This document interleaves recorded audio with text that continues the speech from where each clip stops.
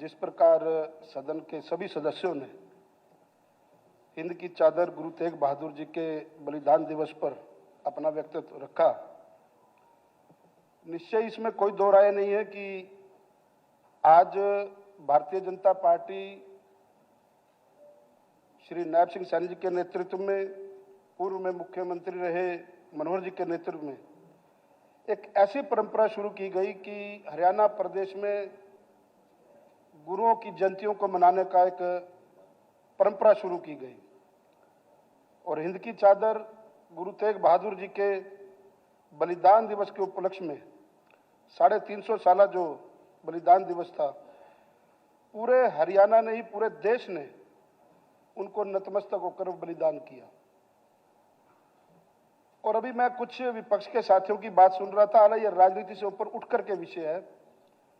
जब हम किसी धर्म की मान्यता को प्रणाम करते हैं, नमन करते हैं, तो ऐसे विषयों पर कोई निमंत्रण नहीं होता, अपने मन के भाव होते हैं।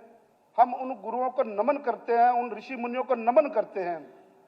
कोई हमें बुलाए तो हम जाएं, यह परंपरा नहीं होनी चाहिए। हमें अपने अंतरात्मा से, अपने भावों से उनको प्रणाम करना चाहिए, उनके आदर और सम्मान में। क्योंकि कोई संत महात्मा किसी एक धर्म के साथ नहीं बंधे होते, किसी एक परंपरा के साथ नहीं बंधे होते।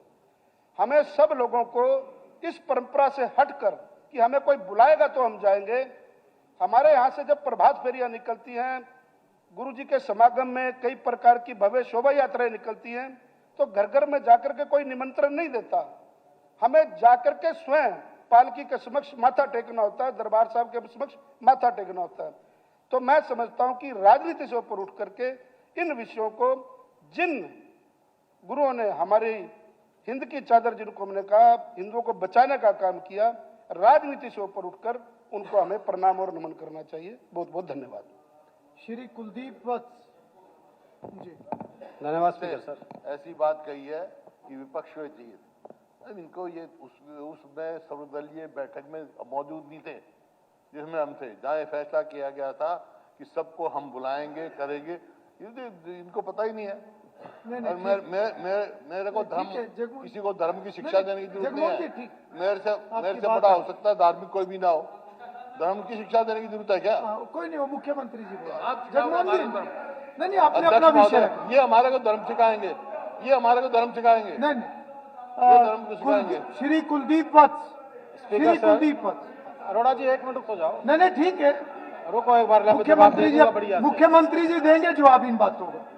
स्पीकर सीएम साहब जवाब देंगे इन बातों का। आपस में कृपया आप बात ना करें। कुलदीप वत्स।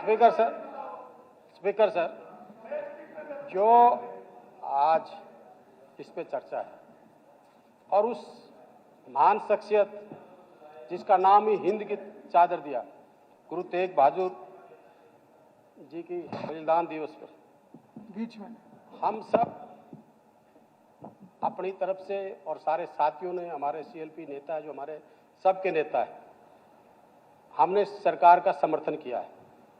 और हम बधाई देते हैं कि ऐसे जो वीर हैं जिन्होंने हिंद, मतलब हिंदुओं के नहीं पूरे, मैं तो कहता हूं उन्होंने एक सच्चाई की और एक अन्याय के खिलाफ उन अपनी लड़ाई लड़ी और अपने बलिदान दिया। अपने आज हमारे सारे साथियों ने, सही बात है, कोई पॉलिटिक्स की बात हम नहीं करते हैं, पर मैं सम्मानित साथी को एक बात का जवाब जरूर दूंगा।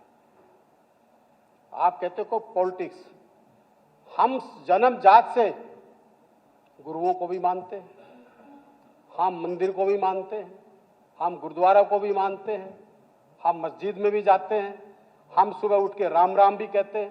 कृपा करके हमें ज्ञान ना बांटे। दूसरा, आपने कहा कि हम राजनीति करते हैं। राजनीतिक तो आपके खून में, रंग में। उन्होंने ये नहीं कहा राजनीति करते। इन्होंने कहा आप इधर बात, स्पीकर सर, आपस में बात मत। नहीं, और ये आप अपनी बात रखो। आपने कहा कि और कृपया करके इस पावन विषय पे बहुत ज्यादा छींटाकशी ना करें। हमने नहीं की है। नहीं आप नहीं, कोई भी, मैं दोनों तरफ कह रहा हूँ, कोई भी छींटाकशी ना करे। ये बहुत पावन विषय है, हम भावुक विषय है, बहुत पावन विषय। हर ठीक है, और अगर इस प्रकार का कोई भी विषय आया होगा तो एक्सपंज हो जाएगा, उस पर आगे फर्दर चर्चा नहीं होगी। उसको सरपंच करा। जगमोहन जी ठीक है, हो गया, मैंने बोल दिया जो बोल। बैठ जाओ आप उसको। सत्ता पक्ष के ऊपर या विपक्ष मैंने के भी ऊपर यही नहीं बोला, है। आपने आपने बोला है। आप मैंने बैठ कहा जाइए, इन विषयों इस पर प्रकार की बोला बात ही भाई। ना करें। आपने बोला है, कैसे ठीक कह रहे हो आप? कुलदीप जी, आप- कुलदीप जी आप अपनी बात रखें। सर गुरु जी के प्रति अपना भाव रख के अपनी बिल्कुल, बात हमारा करें। भाव है। कृपा कोई छीटा कशी ना करे। हम नहीं कर एक सकते, विषय सर। आया है, उसको गंभीरता से नेता प्रतिपक्ष ने रख दिया।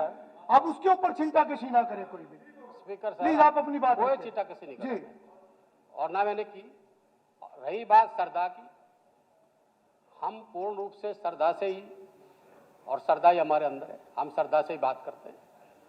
आज जैसे हमारे साथियों ने मांग रखी है कि जिस जिस रास्ते से गुरु तेग बहादुर जी गुजरे हैं, जो 10 हमारे गुरु हैं, तो मैं मुख्यमंत्री से मांग करूंगा, जैसे हमारे भाई बलराम ने कहा है, कि आप स्पेशल उन गांव के लिए, उन रास्तों के लिए कोई ना कोई एक ऐसी चीज बनाए जो आने वाली पीढ़ी उसको देखे कि हमारे जो गुरुओं के जो 10 हमारे गुरु हैं, जो वह निकले और देखे कि भाई ये क्यों है, इनका किस कारण से ये भव्य द्वार बना है या भव्य कोई चीज बनी है, तो उस पर पूरा उसका पटल पे लिखा जाए कि इन्होंने ये चीजें की देश के लिए, हिंदू धर्म के लिए, सभी धर्मों के लिए ये उन्होंने कुर्बानियां दी, तो आने वाले बच्चों को पता लगे। तो मैं ये आपसे मांग करता हूं और अपनी तरफ से पूर्ण रूप से जो आज सरकार ने, माननीय प्रधानमंत्री जी आए और प्रधानमंत्री जी आके कुरुक्षेत्र की पावन धरा पे जो इतना बड़ा हिंद की चादर का नाम दिया, अच्छी बात है। पर मैं तो एक चीज जरूर कहूंगा मुख्यमंत्री जी से और देश के प्रधानमंत्री से, ये देश मोहब्बत और प्यार का है, इसे मोहब्बत और प्यार से चलाएं। धन्यवाद। श्री भगवान दास कबीरपंथी। धन्यवाद अध्यक्ष महोदय। मैं धन्यवाद करता हूं माननीय मुख्यमंत्री जी का और सरकार का कि जिन्होंने सभी दल के नेताओं को लेकर के हिंद की चादर, गुरु तेग बहादुर जी के बलिदान दिवस को बड़े भाव से और बड़े भव्य स्तर पर मनाने का काम किया।